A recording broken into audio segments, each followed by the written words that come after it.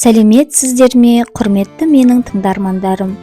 Бүгінгі ертегі сіздерге ұнайды деген ойдамын. Олай болса, каналыма тіркелуді ұмытпаймыз. Етікші. Ерте заманда бір кедей етікші болыпты.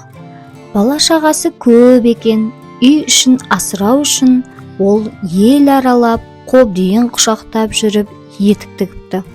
Күндердің бір күнінде қобдиын қолтықтап таныс емес бір ауылға аттанады. Бұрын жүрмеген жолы болған соң етікші адасып кетеді. Түн болады. Ақырында етікші далада жалғыз тұрған иесіз үйге кездеседі. Иесіз қыстаудың ішіне кірген етікші пештің үстіне шығып, қобдиын басына төсеп жата кетеді. Бір уақытта салдыр-гүлдір еткен бір нәрсенің дауысы шығады. Етікші есікке қараса, маңдайында жарқыраған жалғыз көзі бар бір еңгезердей дәу кіріп келе жатыр екен. «Пеш үстінде жатқан қандай адам?» деп сұрайды дәу. «Бұл етікші» деп жауап береді етікші. «Бізге керек шебер етікшімісің?» дейді дәу. Содан дәу бұйырып: «Қане, бері кел, шебер, мына үйге кір. Егер ертеңге дейін бір керемет етік тіксең, жаның аман қалады.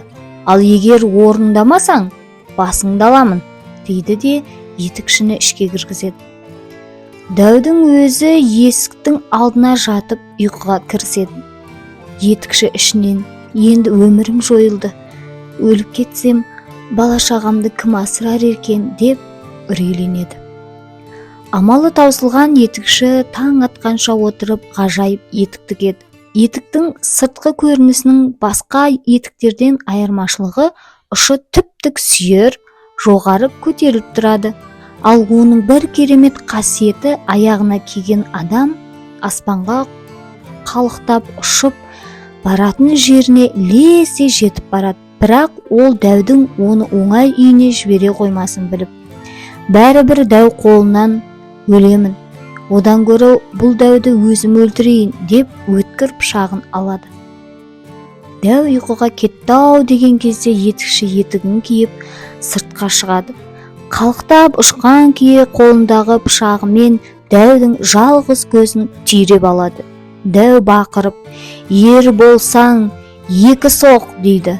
Етікші «Бірде жетер» деп дәудің үстінен ұшып кетеді. Ал дәу жарақаттан табанда өлген екен дейді. Етікші сыртта тұрып, әрі ойлап, бері ойлап, иесіз үйдің төбесіне шығып түнейді. Таң атқан соң дәудің үйін аралап қарап шығады. Үйдің бір қараңғы жерінде темір сандық тұр екен. Етікші темір сандықты әзер дегенде ашады. Оның іші толған алтын, күміс екен. Бұдан кейін етікші алтын мен күмісті керегінше алып, ғажайып етігін киіп үйіне ұшып келеді. Дәуден алған байлығының жартысын еліндегі жетім жесірлерге таратып береді. Осылайша етікші тұратын ауылдың тұрмыстары жақсарып, мұраттарына жетеді. Ал қартайған кезінде етікшіні балалары асырапты. Ертегі ұнаса, лайк басуды және де менің каналыма жазылуды ұмытпаңыздар.